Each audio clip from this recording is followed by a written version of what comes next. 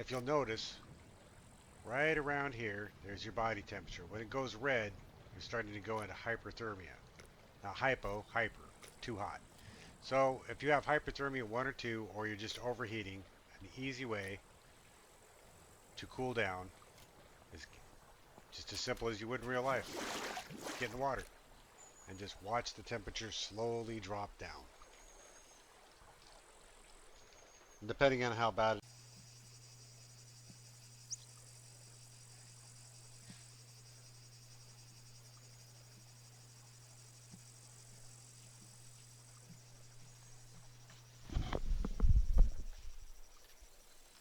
Okay, so this one is how to open a can of food. Now this may sound stupid to most people, but my first probably 2 weeks of this game when it first came out, I starved to death many times until I figured this out. You cannot open this food. I have a can opener, a knife, another knife, and these are all items that you could use to open it. But I just like, it won't open. It won't open. What the heck? Well, you can, as long as you have the opening device in your hand, can opener or some kind of knife or even a sword, now you can open the can without starving to death. And yeah, shame to say, took me 2 weeks to figure out. Did not know this. Probably the first couple thousand hours of play. I never even bothered until I walked up on somebody doing this one time and was like, oh crap, I didn't know you could do that. You can service it without a jack if you come to a repair station, and you can service vehicle on the lift. And you don't even have to have a repair kit in your hand, just repair whatever you need. Also a good way to put all your armor and stuff on the vehicle too.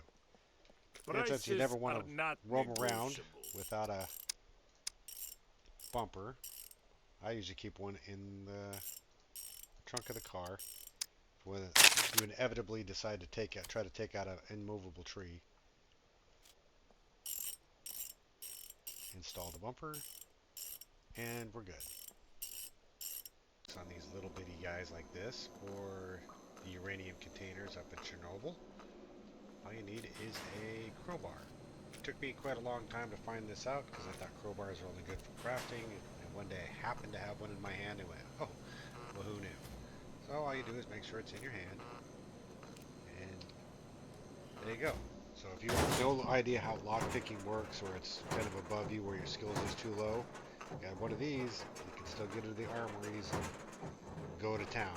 However, it does make a hell of a racket. If you notice down in the lower left-hand corner, a little noisometer and your visible meter, it's making a bunch of noise. If there's any puppets or beepers around, or if for some reason you want to try this craziness in an abandoned bunker, you are going to get some attention. But right now, I seem to be pretty lucky, and I guess we'll just pop this thing open.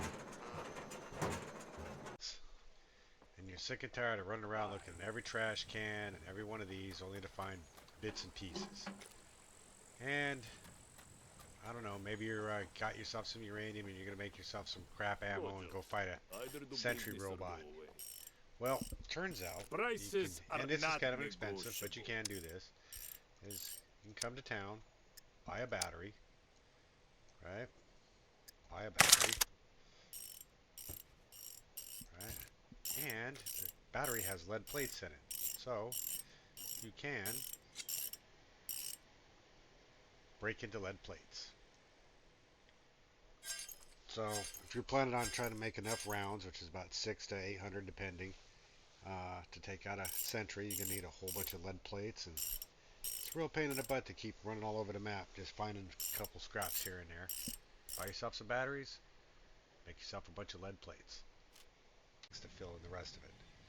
Honestly, this is a really embarrassing one, how long it took me to finally put that together. So all you do is, you don't have to really have it in your hand. Just go to craft, and then come all the way down here, and lo and behold, if I'd have been paying any attention, sandbag. What does it take to make a sandbag? A bag and a shovel. Really? Oh, what does it take to make a bag? Oh, some cloth, some ropes. Anyway, embarrassingly, It took me quite a while. So what you do is, and if you're making a lot of these, I would suggest if you have a team, have one guy just sitting there wrecking his life, making nothing but bags and filling up tons and tons of sandbags. Because if you're going all the way up to concrete and your base has any size, that's going to be a full-time job while everybody else is banging away doing all the more entertaining work. So now that I got 2 bags of these, I will now, and now there you go.